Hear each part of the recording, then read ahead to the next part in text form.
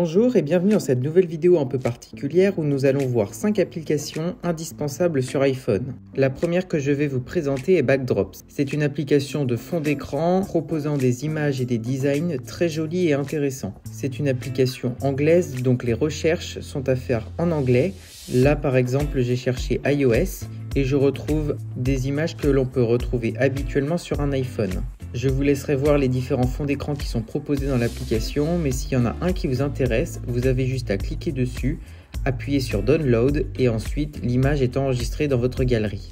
La deuxième application est pour les personnes qui cherchent à améliorer leur vocabulaire dans une langue. Celle-ci s'appelle Vocat et ne semble pas au premier abord très intéressante. Cependant, elle propose de superbes fonctionnalités.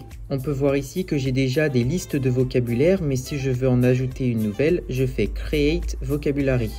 Je mets ensuite le nom de ma liste, puis elle apparaît en bas de toutes mes listes. J'ai plus qu'à cliquer dessus et faire un plus pour ajouter un nouveau mot de vocabulaire. On peut voir ici cependant que c'est du coréen à l'anglais. Moi je veux du français, donc je retourne en arrière. Je clique sur les 3 petits points de vocabulaire et je modifie dans Language et je mets français en meaning. Je retourne dans la création de mon vocabulaire et à présent c'est English et French. Faisons un test avec un mot basique tel que Hello, bonjour. Je me rends ensuite dans l'onglet du milieu et je choisis un sweep card. Je supprime le quiz précédent pour en créer un nouveau. À présent, je peux sélectionner les listes de vocabulaire qui vont participer à ce sweep card. Moi, je veux dans l'exemple que mon vocabulaire que je viens de créer, donc c'est le seul que je coche. D'autres paramètres sont également possibles, tels que le nombre de mots dans le cas où les listes sont nombreuses, mais nous, dans notre cas, il n'y en a qu'une. Donc après, on peut faire Start Quiz. Et là, on me propose le mot Hello, et à mon tour de le traduire en bonjour et de vérifier si la réponse est bonne. Si vous voulez avoir l'inverse, avoir le mot français vers le mot anglais, alors vous avez juste à changer le type de quiz et mettre Word.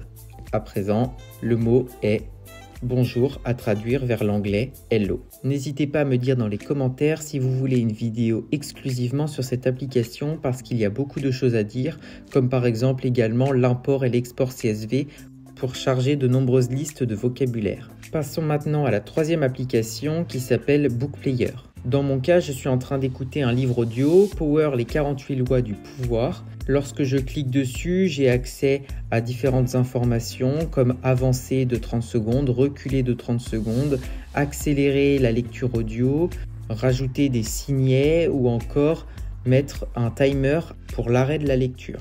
En fait, cette application vient vraiment en complément de ce qu'on peut retrouver dans Fichier, car Apple ne propose pas de fonctionnalités très intéressantes pour la lecture des flux audio.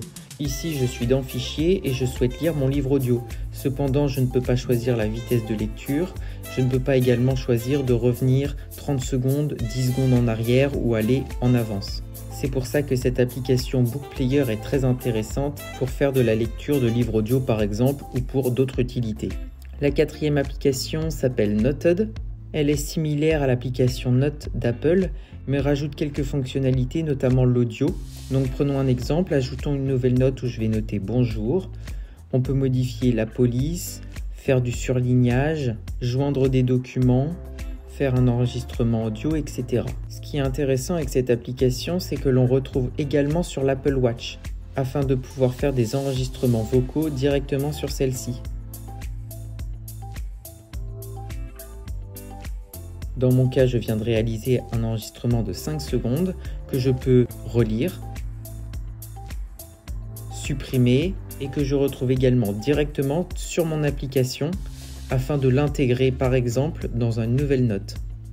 On peut voir ici que dans la note Hello World, j'ai intégré ma note audio que j'ai prise sur mon Apple Watch. La dernière application est Outcast. Celle-ci va vous être fort utile si vous êtes un gros consommateur de podcasts. Dans l'onglet Rechercher, on retrouve tous les podcasts qui sont également disponibles sur d'autres plateformes telles que Apple Podcasts, Deezer, Spotify, etc. Mais l'avantage crucial de cette application est que l'on peut télécharger des épisodes vers son Apple Watch. permettant ainsi que lorsque l'on va courir ou lorsque l'on va faire une marche à l'extérieur, on n'est pas obligé d'avoir notre iPhone pour écouter un podcast, mais seulement sa montre et ses écouteurs. Ici, j'ai décidé d'ajouter un épisode de Sekoe et je le retrouve également sur mon Apple Watch où je peux ensuite le télécharger pour l'écouter en hors ligne durant une balade. N'hésitez pas à me dire dans les commentaires si vous connaissiez cette application, mais également si vous souhaitez une deuxième partie. Moi je vous dis à la semaine prochaine pour une nouvelle vidéo.